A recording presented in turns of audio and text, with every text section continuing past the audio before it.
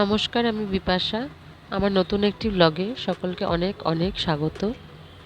আজকে আমার বান্ধবীর বাড়িতে জগদ্ধাত্রী পুজো। সকাল সকাল সাজুগুজু করে বেরিয়ে পড়েছি। চলুন আপনাদেরকেও সঙ্গে করে নিয়ে যাব। যাওয়ার আগে ঠাকুরের জন্য একটু মিষ্টি নিয়ে নিলাম। ব্যাস, অটোতে উঠে পড়েছি। আর কিছুক্ষণের মধ্যে ওদের বাড়ি পৌঁছে যাব।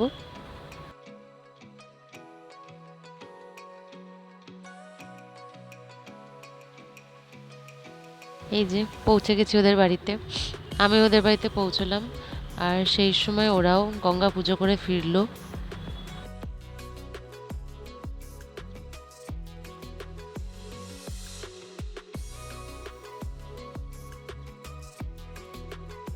চলুন এবার ভেতরে গিয়ে আগে মায়ের দর্শন করে নিই।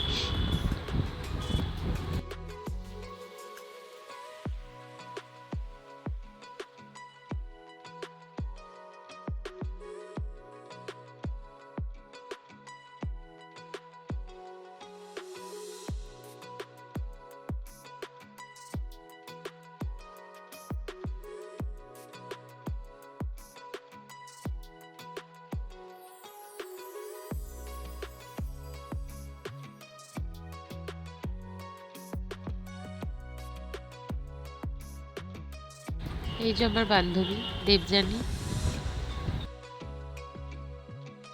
এদিকে পুজোর প্রস্তুতি শুরু হয়ে গেছে। ঠাকুরমশাই সব ঠিকঠাক করে গুছিয়ে নিচ্ছেন। একটু পরেই পুজো শুরু হবে।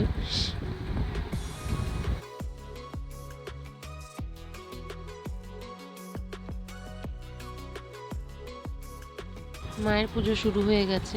দেবযানী এখানে সংকল্প করতে বসেছে। বেচারি ঠিক করে সাজতেও পারেনি, তাড়াহুড়ো করে কোনো রকমের শাড়িটা পরে চলে এসেছে।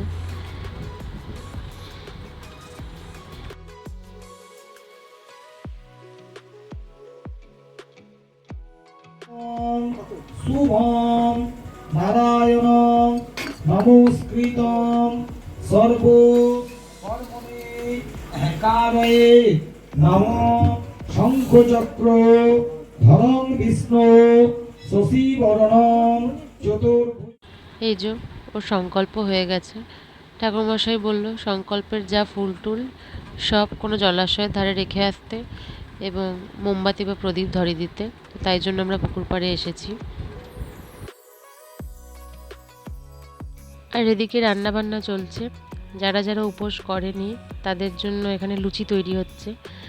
আর সাহায্য করছে আমাদের ছোট্ট রাঁধুনি, দেবযানীর ভাইজি। ওর ওই বেলনিটার প্রতি খুব আগ্রহ, তাই জন্য পাশে বসে আছে ওই বেলনিটাকে নেবে বলে।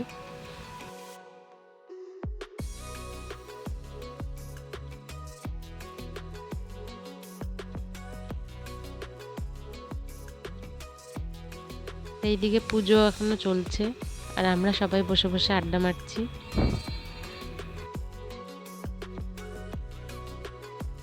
ঠিক আছে, আমাদের দুপুরের খাবার গরম গরম লুচি আর আলুর দম। খেতে খুবই ভালো হয়েছে। খাওয়া দাওয়া শেষ করে আমি বেরিয়ে গেছি। পুজো এখনও শেষ হয়নি, তবে আমি একটু তাড়াতাড়ি বেরিয়ে এসেছি, কারণ বাড়ি ফিরে বাবার সাথে আবার একটু বেরোনোর আছে। তবে পরের বছর পুজো শেষ হওয়া অবধি থাকবো, কথা দিয়ে এসেছি। স্কুলের সামনে দিয়ে রিক্সা করে যেতে যেতে ঘড়ির দিকে তাকিয়ে হঠাৎ মনে পড়লো, আরে এখন তো স্কুল ছুটির সময়, তাহলে নিশ্চয়ই আলু কাবলি কাকু এখন থাকবে। ব্যাস, যেমনি ভাবনা তেমনি কাজ। তাড়াতাড়ি ছুটে চলে এলাম আলু কাবলি নেওয়ার জন্য। স্কুলে পড়াকালীন এমন কোনো দিন যায়নি যেদিন এই আলু কাবলি খাইনি। আজকে অনেক দিন পর আবার সুযোগ হয়েছে এই আলু কাবলি খাওয়ার।